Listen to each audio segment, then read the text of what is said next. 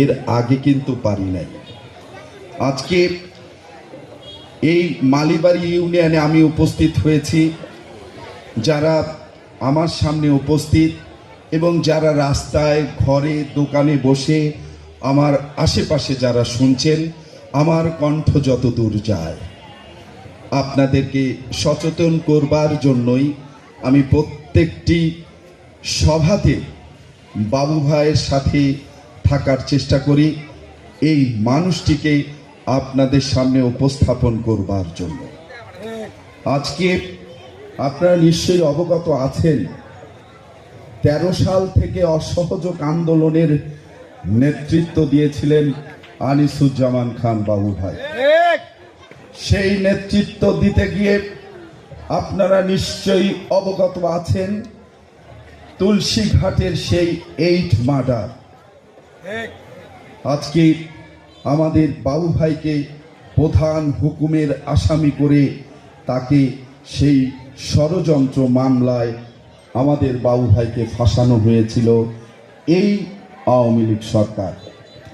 আজকে আওয়ামী লীগ সরকারের পাশাপাশি জাতীয় পার্টিরও বিচার করা হবে। সাথী ও বন্ধুগণ, আপনারা যারা উপস্থিত আছেন, আমি আজকে আপনাদের কাছে কিছুটা সময় নিব, কারণ আপনাদের ভুল ত্রুটিগুলো ধরে দেওয়ার জন্য।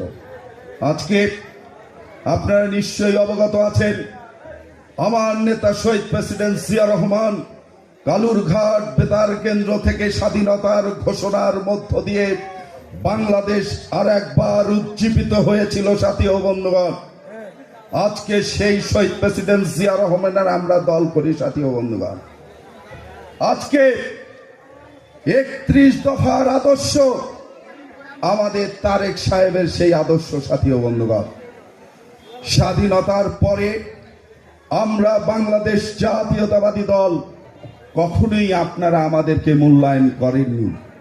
জাতীয় পার্টিকে 2 বার সংসদ সদস্য বানিয়েছেন, সে নিজের ভাগ্যের উন্নয়ন ছাড়া আর আপনাদের ভাগ্যের উন্নয়ন হয় নাই। সাথী ও বন্ধুগণ, তারপরে আপনারা আওয়ামী লীগের নেতৃবৃন্দ এখান থেকে জাতীয় সংসদ নির্বাচিত হয়েছে। সাথী ও বন্ধুগণ, পরপর 3 বার জাতীয় সংসদের নেতৃত্ব দিয়েছেন আওয়ামী লীগের মাহবুবারা বেগম গিনি। আপনারা নিশ্চয়ই অবগত আছেন, সে 3 ট্রাম ছিল। আমরা মনে করেছিলাম মাহবুবারা গিনি ম্যাডাম আওয়ামী লীগের যেহেতু এমপি, গাইবান্ধার উন্নয়ন হয়তো উনি করবেন। আমরা আশাহত হয়েছি, আমরা গ্রাম অঞ্চলের মানুষ আশাহত হয়েছি।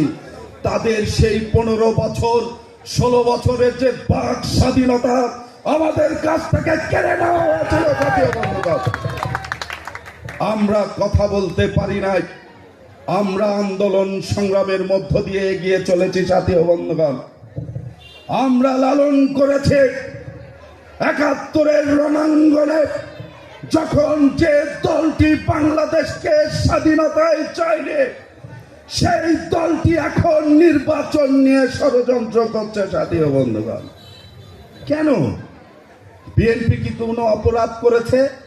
নির্বাচন চেয়ে গণতান্ত্রিক অধিকার, আমার অধিকার, আমি নির্বাচন চাইতে পারি। আপনারা কালকে একটা ঘটনা, উল্লেখযোগ্য একটি উদাহরণ আপনাদেরকে দিয়ে দেই। গোপালগঞ্জে এনসিপির নেতারা মাসব্যাপী কর্মসূচি দিয়েছেন, সেই লং মার্চ গোপালগঞ্জে করবেন। করতেই পারে, আমরা এসে গাইবান্ধা করতে পারে, গোপালগঞ্জ করতে পারে। কেন গোপালগঞ্জ করতে দিবেন না? গোপালগঞ্জ কি বাংলাদেশের ভূখণ্ড না, নাকি ভারতের অঙ্গরাজ্য?